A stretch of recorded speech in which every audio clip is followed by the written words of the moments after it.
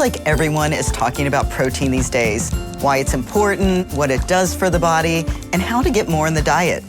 You know, you're right, Michelle, but while everybody is talking about protein, they're not always saying things that are true. Yeah, there's some common myths around protein that need to be debunked. So let's get to it. Okay, here's the first myth. Eating too much protein is bad for you. I've heard that one, usually in the context of high-protein diets with little regard to nutrition. While protein has many important benefits to the body, you certainly don't want to eat so much that it leaves little room for the other healthy foods in your diet. It's important to balance your protein with the other macronutrients, the good carbs and the healthy fats. And you also want to choose nutrient-dense proteins, so you don't pick up unwanted calories or fats along the way. You know, that's right. A lot of people follow popular diets, but they forget all about nutrient density. Fatty meats like sausage or bacon, for example, may provide some protein, but they can also add a lot of extra calories and they're loaded with saturated fat. So it's better to have fish, poultry, lean meats, and plant proteins to keep your calorie and fat intake in check. And in the same way, if you eat a lot more protein than you need, but you're not getting much exercise, you could actually gain body fat. It's not just the extra fats and sugars that you eat that make you gain weight. Extra calories from any source, even protein, will get stored as fat if you don't burn them off. You know, that's such a good point, and it's very in line with our nutrition philosophy. So, speaking of exercise, here's our next myth. Eating more protein guarantees that you will build muscle. While that's true that you need adequate protein in order to build muscle mass, simply eating more protein alone won't cause you to develop more muscles. You need to work out those muscles with resistance exercise. The process of muscle repair and growth occurs as your body recovers from a bout of exercise, and taking in about 20 grams of high-quality protein after a strength training workout is one of the best ways to promote muscle protein synthesis. That's great advice, Michelle. I know a lot of people take protein shakes after their workout. It's certainly convenient. I heard there's a myth that protein powders are not healthy. Okay, so this myth may stem from the idea that protein-rich foods provide other nutrients that protein powders do not.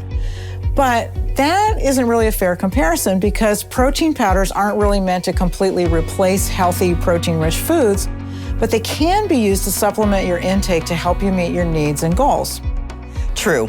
Protein powders are concentrated sources of protein and are produced from a variety of sources, both plant and animal. Many provide somewhere in the range of 20 to 30 grams of protein per serving and are an easy way to incorporate high-quality protein into your diet. Yeah, and they make it easy to track your intake too. So while it's important to include other sources of protein in your diet, such as fish, poultry, lean meat, and plant proteins like beans, lentils, and tofu, protein powders are a convenient way to add protein to lots of foods like smoothies or mixed into a recovery shake after a workout. I like to add fruits and vegetables to my shake too. Yeah, I do too.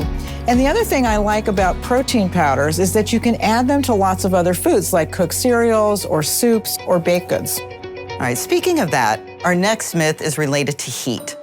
Cooking and heating destroys protein.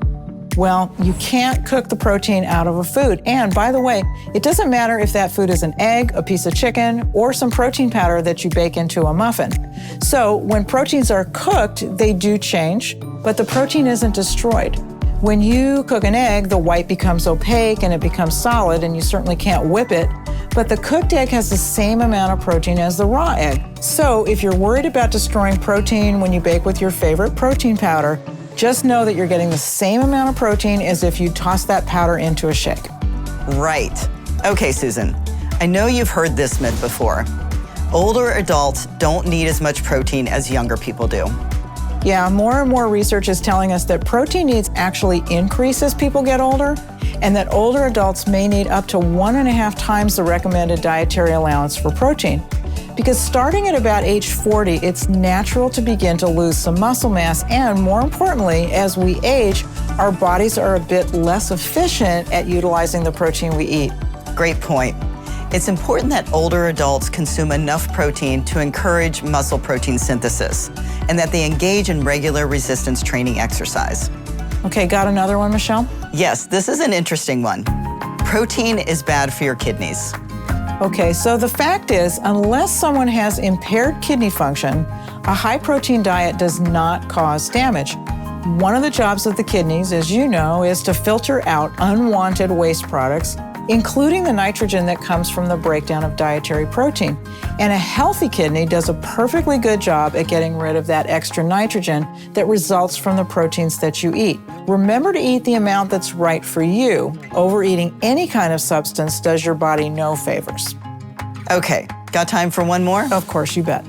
You can't get enough protein on a vegetarian or vegan diet. Yeah, we hear this one a lot. The image of bodybuilders consuming mounds of steak, eggs, and chicken has been around for so long that many people still believe that you can't build muscle if you don't eat animal protein. Right, and there are plenty of vegetarian athletes who can prove it. A well-planned vegetarian or vegan diet can provide all the essential amino acids the body needs to promote muscle development. But well-planned is the key, since not all plant proteins are complete, meaning they don't contain all 9 essential amino acids. It's important to mix up your proteins to get the full complement. Yeah, and that's why plant-based protein shakes, such as those made with soy, can be so convenient, and they're really nutritious ways to increase your protein intake, especially if you're on a vegetarian or a vegan diet. As long as you eat a wide variety of plant proteins, you can provide your body with the protein building blocks it needs. Perfect. And I think that wraps up the protein myths for today. Have you got more questions about protein? Go ahead and leave them in the comments and check out our next video on soy myths. For more exclusive tips from our experts on nutrition, fitness, and wellness, subscribe to the Herbalife Nutrition channel.